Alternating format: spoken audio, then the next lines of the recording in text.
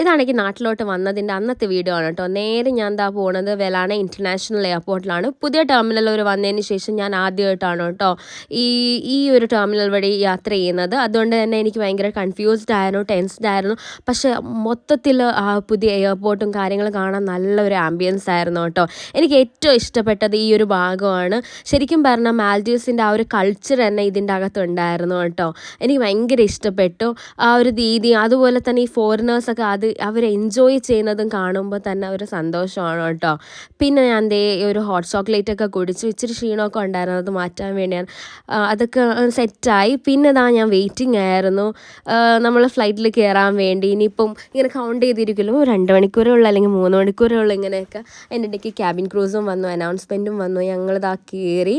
ഇൻഡിഗോയിലാണ് കേട്ടോ ഞാൻ ട്രാവൽ ചെയ്യുന്നത്. ഇൻഡിഗോയിൽ ഒരു ഫ്ലൈറ്റിലാണ് കേട്ടോ ഞാൻ പോയത്.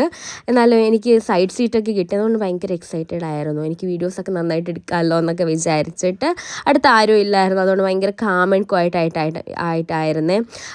പിന്നെ ഇവിടെ നിന്ന് ടേക്ക് ഓഫ് ചെയ്തപ്പോൾ നല്ല ടെൻഷൻ ഉണ്ടായിരുന്നു. എനിക്ക് ടേക്ക് ഓഫും ലാൻഡിങ്ങിൻ്റെ സമയത്ത് ഇച്ചിരി ടെൻഷനുണ്ട്.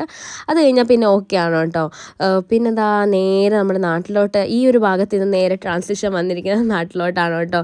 ഇത് കാണുമ്പോൾ ഒരു എക്സൈറ്റ്മെൻ്റ് ആണ്. അത് എങ്ങനെ എക്സ്പ്രസ് ചെയ്യുന്നൊന്നും എനിക്കറിയില്ല. പുറത്ത് എല്ലാവരും വെയിറ്റിംഗ് ആയിരുന്നു. ഞാൻ ലഗേജും എല്ലാം എടുത്തിട്ട് അങ്ങോട്ട് പോയിട്ടുണ്ടായിരുന്നേ. സോ ഇന്നത്തെ വീഡിയോ ഇത്രയേ ഉള്ളൂ. നിങ്ങൾക്ക് ഇതുപോലത്തെ വീഡിയോസിന് ഇനിയും കൂടിക്കും. ബൈ.